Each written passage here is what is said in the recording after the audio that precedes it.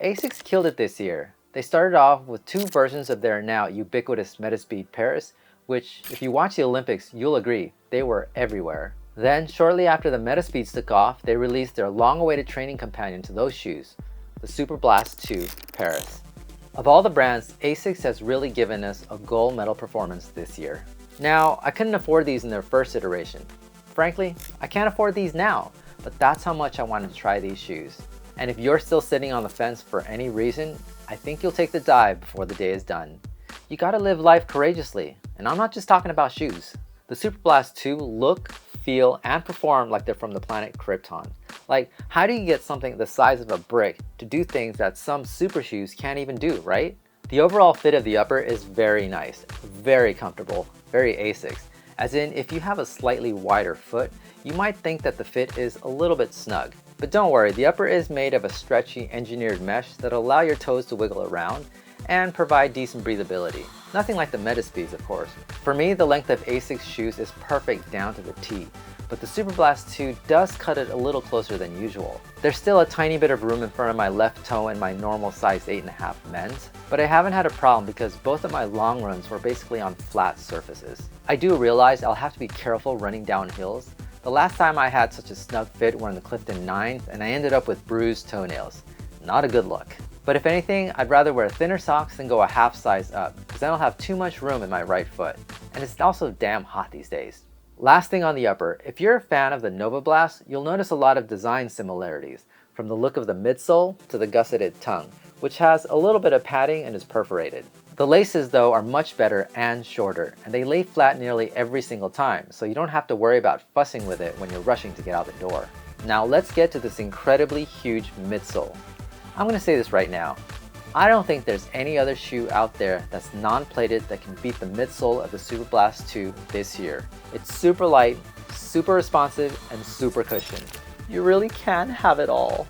Although I'm not sure why they decided to shave an entire 0.5 millimeter of midsole compared to the first version. Maybe it was just to save some room on the description page. I guess that 0.5 millimeter could account for the tiny bit of weight loss. That probably has more to do with the new FF Plus Turbo foam that's also in their super shoes. Regardless of how much weight savings that there actually is, from the moment you take your first step, you'll notice immediately the lightness of the shoe. Given how bulky it looks, it's surprisingly nimble and easy to handle.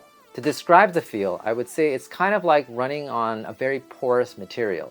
It almost has this hollow sensation, but it's very supportive underneath the entire length of your foot.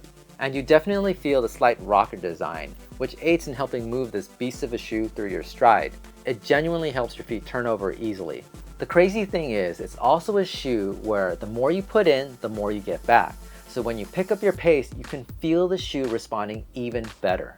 In most other shoes, the underfoot feel is kind of uniform at every pace. In fact, the harder you run, the more the foam compresses and the response time lags. But the Superblast 2 goes counter to that. I've only had that experience with some carbon-plated shoes, and that makes this just a super fun ride no matter what kind of run you're doing. I do have to point out one tiny drawback of this dual layer midsole, and I think it's only because of my particular foot strike. Because of this firmer bottom layer of FF Blast Plus Eco, I noticed that as I get tired and tend to really heel strike, I heard a thumping sound as I landed on my heel and transitioned to my forefoot. Early in the run, however, I can just muscle through from heel to toe and it feels seamless. It's not a big deal, but the sound can get a little annoying. At the same time, as a heel striker, the stability from this firmer bottom layer is one thing I prefer over the Metaspeed Edge Paris. If you're wondering why, I'll put a link to that video down below. I know, they're two different shoes, but this Superblast is a really good option for a marathon if you choose, especially if your time approaches 4 hours or more. Trust me, by that point, you're going to want more comfort than pop. Of course, you can't call this super unless the outsole was fantastic too. While everything about this shoe is great, there were a couple of small complaints about this outsole. So they changed the rubber from A-Hard Plus to Asics grips, which means a softer material that provides better grip. Is it so soft that it lacks durability? I already put in 50 miles and can barely see any wear. I did get a couple of pebbles stuck into the exposed midsole, which was the other complaint about version 1, and so they did fill in the deeper grooves to alleviate that. It's still not bulletproof, but what are you gonna do? You run on shitty surfaces, you're gonna have some issues. Am I gonna stop running in these over a few pebbles? Yeah, right. Not for 200 bucks I won't. I gotta get my money's worth, don't I? The Superblast 2 is such an all-around great shoe. There's very little to complain about, including the price. It delivers a lot. You could go with less expensive daily trainers, but I think you'll find they aren't nearly as good. In my opinion, you have to compare the Superblast to other super shoes. Save up your money and take a leap of faith. Fortune favors the bold. And that's what Asics did this Olympic year. And for that, I think they deserve the top of the podium. Right or run, let's get it done.